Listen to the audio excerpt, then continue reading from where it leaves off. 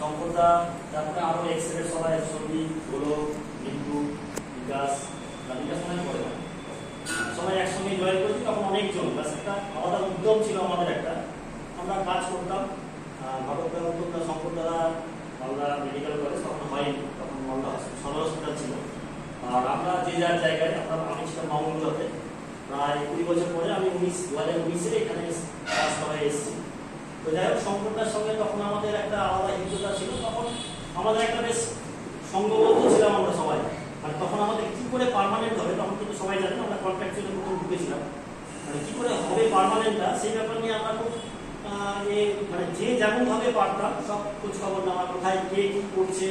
তারপরে 2003 সালে মনে হয়, 3 সালে বিকাশ, আমাদের সিটি ইন্দ্র, আরো বেশ কয়েকজন, সৌরভ, মঙ্গল, 2003 না, 2003 সব ওরা ঢুকলো।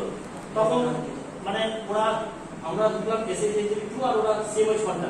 তো যাই হোক, দুজনই সংঘবদ্ধভাবে আমরা বিভিন্ন রকম ভাবে সংঘবদ্ধভাবে আমরা কিভাবে এটাকে পার্মানেন্ট করা যায় সে ব্যাপারে বিভিন্ন জনের সঙ্গে কথা বলা।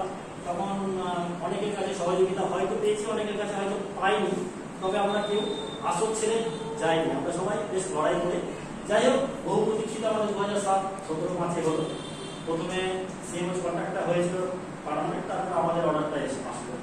তো যাই হোক, অনেকদিনই এইভাবে সম্পর্কটা আমরা সবাই একসঙ্গে কাজ করলাম। এখন দেখতে দেখতে আমাদের রিটায়ার একজন রিটায়ারের সময় চলে আসলো।